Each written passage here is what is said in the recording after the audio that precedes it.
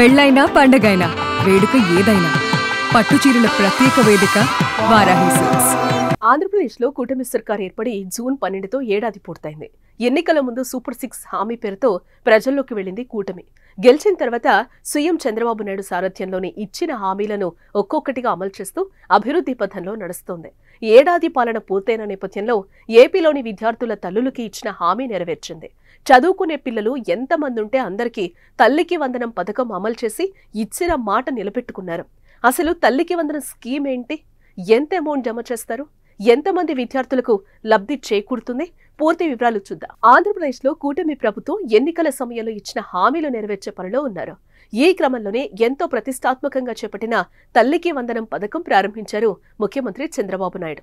ఈ పథకం ద్వారా 1వ తరగతి నుండి 12వ తరగతి వరకు చదువుతున్న విద్యార్థుల తల్లులకు ఆర్థిక సహాయం అందించడం లక్ష్యంగా రూపొందించబడింది. తద్వారా పేదరికం కారణంగా విద్య ఆగిపోకుండా చూడటం ప్రభుత్వ ఉద్దేశం. రాష్ట్ర వ్యాప్తంగా 67.27 లక్షల తల్లుల ఖాతాలో 8,745 కోట్లు ప్రభుత్వం జమ చేసింది. 1వ తరగతిలో అడ్మిషన్ పొందే పిల్లల నుంచి ఇంటర్ ఫస్ట్ ఇయర్లో చేరే విద్యార్థులకు కూడా తల్లికి వందనం అమలు చేస్తున్నారు. ప్రతి విద్యార్థికి సంవత్సరానికి 15,000 రూపాయల ఆర్థిక సహాయం తల్లి బ్యాంకు ఖాతాలో జమ చేయబడుతుంది. తల్లులకు 13,000 రూపాయల నగదు అందుతుంది. మిగిలిన 2,000 ప్రభుత్వ పాఠశాల కళాశాల అభివృద్ధి కోసం కలెక్టర్ల ఖాతాలకు జమ చేస్తుంది.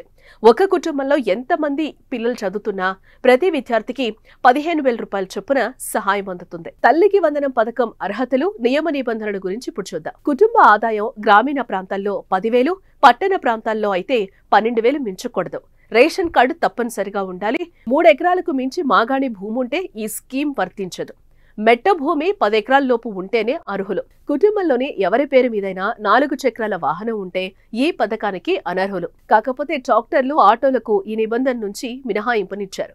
నెలవారీ కరెంటు వినియోగం 300 యూనిట్లు దాటకూడదు. సొంతిల్లైనా అద్దిల్లైనా ఇదే వర్తిస్తుంది.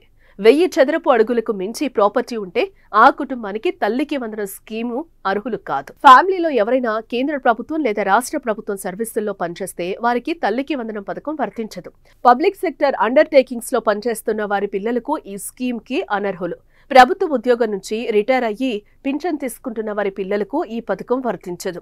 కాకపోతే పారిశుద్ధ్య కార్మికులను ఇందులో నుంచి మినహాయించారు. కుటుంబంలో ఎవరైనా ఇన్కమ్ ట్యాక్స్ పే చేసేవారు కూడా ఈ స్కీమ్ కి అనర్హులు. అనాథ పిల్లలు, వీధి బాలలకు కూడా తల్లికి వందనం వర్తిస్తుంది. స్వచ్ఛంద సంస్థల ద్వారా అలాంటి చిన్నారులు స్కూళ్లలో చేరితే వాళ్లకు కూడా తల్లికి వందనం పథకం వర్తిస్తుంది. ఈ స్కీమ్ లబ్ధి పొందాలంటే విద్యార్థుల తల్లుల బ్యాంక్ ఖాతాలకు NPCI లింకింగ్, ఆధార్ డీటెయిల్స్ తప్పనిసరి. విద్యార్థులకు 75 హాజరు శాతం తప్పనిసరి. మధ్యలోనే చదువు ఆపేసిన తల్లికి వందనం స్కీమ్ వర్తించదు. ప్రభుత్వ, ప్రైవేట్, ఎయిడెడ్ పాఠశాల ప్రభుత్వ గుర్తింపున్న జూనియర్ కాలేజీల్లో 1 నుంచి ఇంటర్ వరకు చదువుతున్న విద్యార్థులు తల్లికి వందనం పథకం వర్తిస్తుంది. ITI, పాలిటెక్నిక్, IIITలో చదివే విద్యార్థులు, ఫీజు రీయింబర్స్మెంట్ పొందే విద్యార్థులకు తల్లికి వందనం స్కీమ్ కి అనర్హులు. సూపర్ 6 హామీల్లో ఇప్పటికే పింఛన్ల పెంపు, అన్నా క్యాంటీన్, మెగా DSC, దీపం 2 వంటి పథకాలు కూటమి ప్రభుత్వం అమలు చేసిన విషయం తెలిసిందే. తల్లికి వందనం స్కీమ్తో ఏడాదిలో కొంత ఆర్థిక ఇబ్బందులు తొలగిపోతాయని సంతోషం వ్యక్తం చేస్తున్నారు తల్లిదండ్రులు.